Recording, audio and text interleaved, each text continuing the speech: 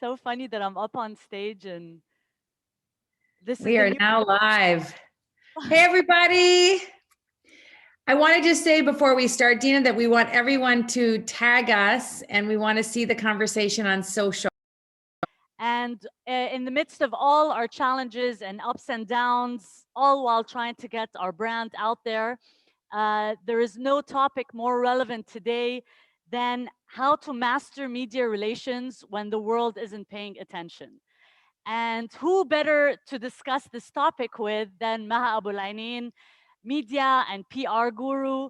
Maha, of course, is someone in the region who has helped so many successful tech initiatives on the ground to happen. She has helped so many global companies land into the region. She is a great supporter and mentor of entrepreneurs and startups in the region. And most of all, Maha is always on top of her game. So, such a pleasure to speak with you today, Maha. Thank you for joining us. Thank you so much for having me. Hello, everybody. Hello, Startup Without Borders. Dina, thank you for such a kind introduction. You know, really, it's really fun for me to spend time talking to entrepreneurs about something that I love, about communications. And I really want to add value to everyone on this call today and this meeting today. And please do tag us, do reach out through DM. Let us know if there's something that we can help you with. I'm very excited to be here today. Thank you so much, Maha. So, Maha, you've built a career, a very long career in communications and PR. And Yep. today the world has changed. How we do communications, how we do PR, how we connect with people with our communication strategies has all changed. And digital has now become a real force. It has truly taken over to a very large extent. So, when we talk about putting our message out there, so many of us feel like we're drowning in the sea of constant noise.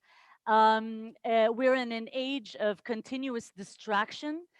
And the question is here, so how can we learn the lesson and master media relations in an age of continuous distraction and continuous noise? What would you say to that?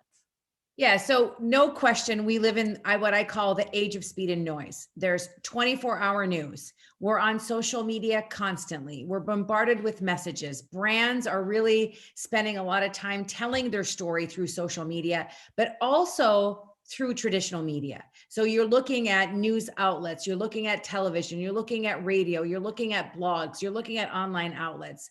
So the first thing I want to tell startups to think about is, what is your message?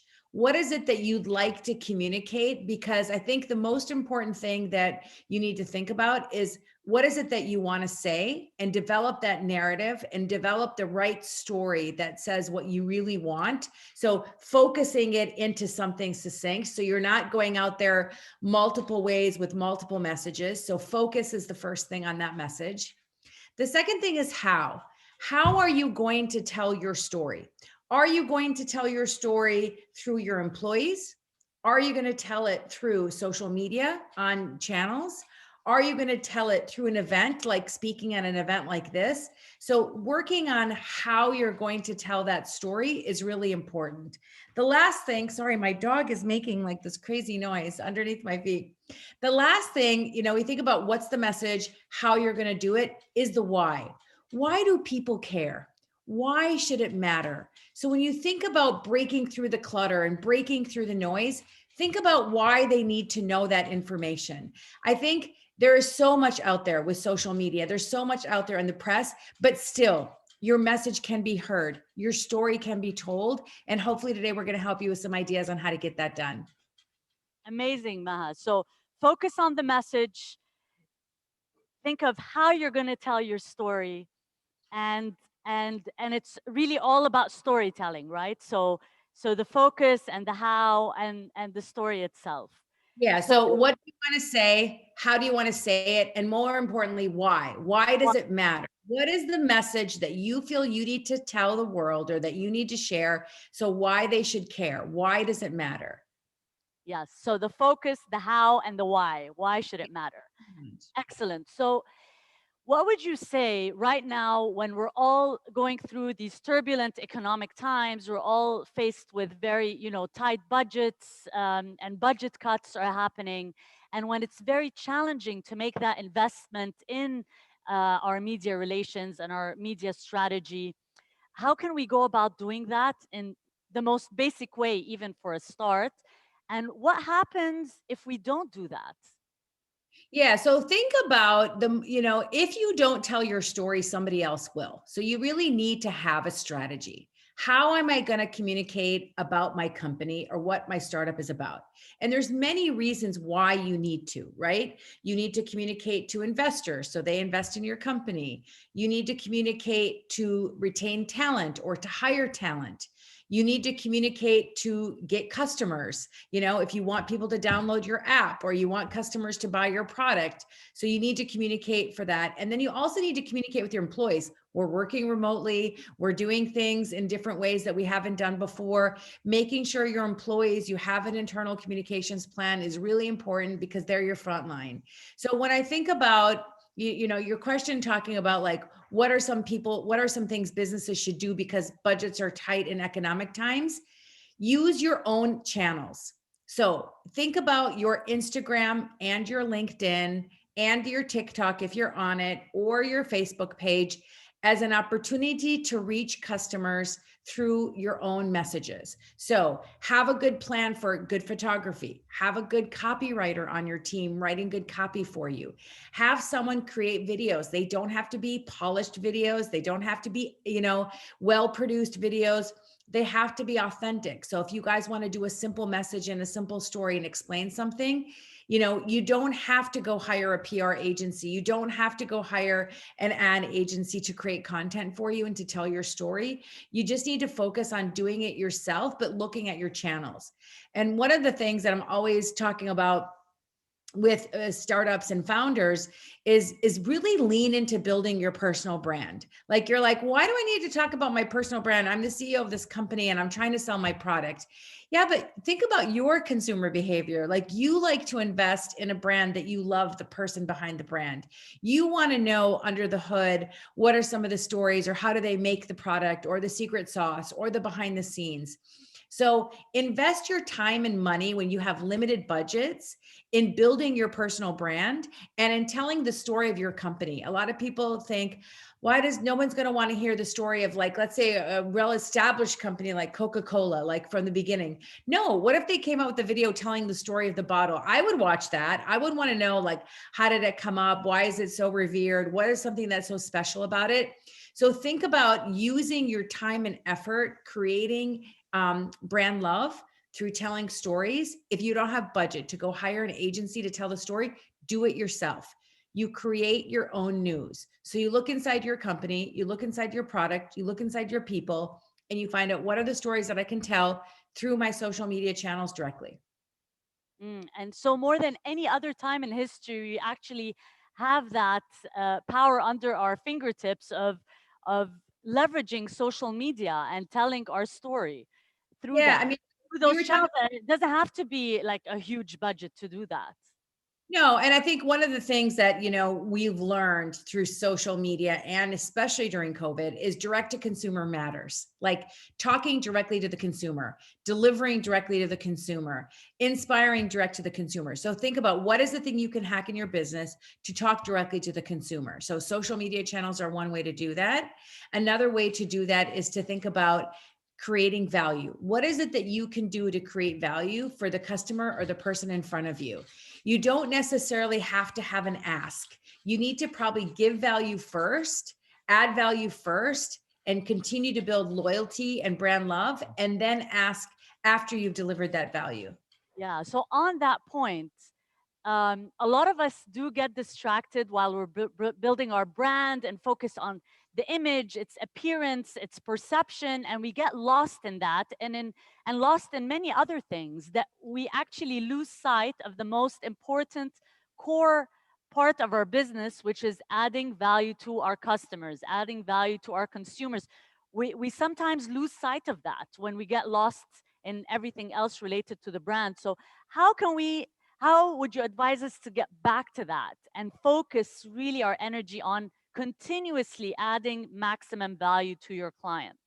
I love this question. Love it. So, one of the things I always talk about is in order to add value to others, you need to build value in yourself. So, it's that whole like thing about when you get on an airplane and they're like, put your mask on before you help put on a mask for somebody else. That's what you need to do. So, creating value for other people starts with you being valuable. So, are you investing in yourself? What skills do you have to offer? What are the things you're doing to invest in yourself so that you have something to give out to the world? Like, I didn't start doing communications coaching and helping people until like I really had some things under my belt, that I had worked on a bunch of crises, that I've landed a bunch of press conferences, that I've told a lot of stories. Once I felt like I had something valuable to add, that's when I started like going out and trying to do that. So I want you guys to think about that in the same way. What is it that you have that you can build in yourself so that you can give that value to somebody else? The second thing is value creation, or that value equation is not what I think is valuable. It's what I think Dina thinks is valuable. So I look at like my customers value curbside pickup. So I'm going to make sure that I have a business plan to do what's valuable for them, not what's valuable for me. Curbside pickup, if I'm a restaurant, is a very, tedious process of changing my order process and changing how I package the food. And there's a lot of different details involved in that. But if you think about what's value to your customers, and if you meet them at a place that's valuable for them, you're winning as a brand. Mm. So it's so important to get out of our heads and get into our customers' heads and Yep, basically make all your decisions as if you're your customer. That's how exactly. you can add maximum value. And Yeah, and yeah. to and what about those that might tell you, okay, I've just started out my business, I've just started out my startup. I'm worried that we don't have much of a story to tell. How can you help them to dig deep to find that story? I love this. Okay, so for people that say they don't have a story to tell, start with you. You're the story. Why did you start this company? How did you come up with the idea? What are some of the things that you're doing? What's a day in the life of running that business? What are some of the challenges that you're facing? How do you come up with the brand? How did you come up with the packaging? There's so many stories that people love listening to and hearing. There's a really fun podcast that I listen to called How I Built This with Guy Raz. And I'd like you to get inspired by listening to some of those stories. It's like, how did Lululemon start? And all these great brands that we've heard of, they started from zero. They started from nothing. So you guys who have a startup, who are in your early days, your first 100 days, your first year, start documenting that process. Document what you guys are going through. Take pictures of like the meetings if you don't want to share anything confidential. And then copy, write really good copy about what's happening at this moment. You're going to look back on that a year from now, 3 years from now, 5 years ago, and remember the days. Do you guys remember seeing this picture of Google that started in a garage? That's like the founder story. If you are a new business, start documenting your founder story. So just keep getting creative about things, like find the story to tell, find certain experiences that you're going through, what your brand's value is all about, and dig deep on that and be creative. Basically, are there Yeah, any resources you think that are good for startups and entrepreneurs to tap into? what did you say? I missed that. I talked over you. Are Any there what? any resources you feel that are good for startups and entrepreneurs to tap into that would help them with their messaging? So many resources actually. So one, like if there's different parts of communication. So if you really want to, like if you want to, there's resources from everything to like how to design things on your own to how to, I take a lot of courses. Like I'm a person who takes a lot of online courses. I try to spend once a month learning, sharpening my own saw, learning a new skill. So you can go to like Udacity, or you can go to Udemy, or you can go to YouTube, or you can go to Google. There's tons of resources for free information information to like how to work on your writing, to using apps like Canva to design things without having to hire a designer. But when I think about, the subject of our talk today, and cutting through with media relations and looking at things like fake news and how do you tell your story. And even if you look at the economic situation, a lot of newspapers and magazines cut staff because they don't have all the ads coming in. You should really try to create connections with journalists online. So get on Twitter, follow all your favorite journalists, understand what are they writing about, what are the topics that are interesting to them. Don't send a tech story about an app to somebody who writes about fintech or whatever. Like making sure you follow the beat of the writer of what they write about.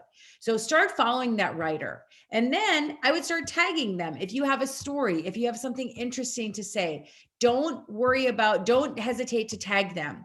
Don't Tag be them on, shy.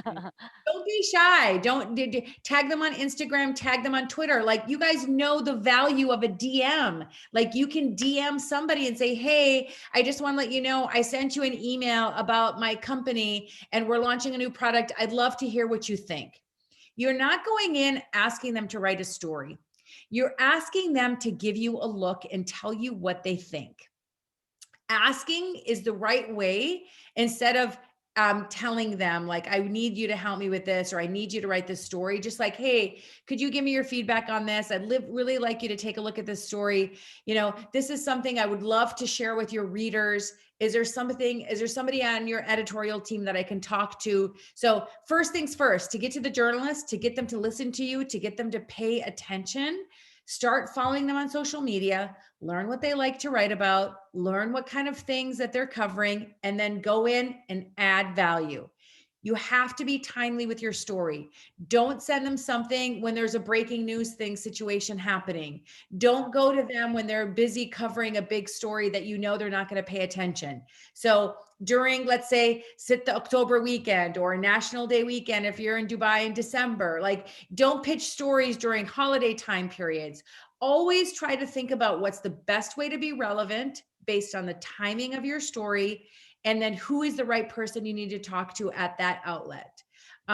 Also think about, who do you need to talk to? Is this a story for Cairo Scene, or is this a story for a financial magazine? Like, you have to think about making sure that your message is relevant to the outlet and that your timing is relevant to the news cycle. That's a great tip, because a lot of people wouldn't think of reaching out to journalists.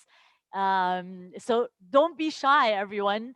Tag them, follow them, tag them with relevant stories that are in the right time. So that's a great tip, Maha. Thanks. Other thing, Dina, Um, just one last tip for them. Like, you on Twitter, you guys can create lists.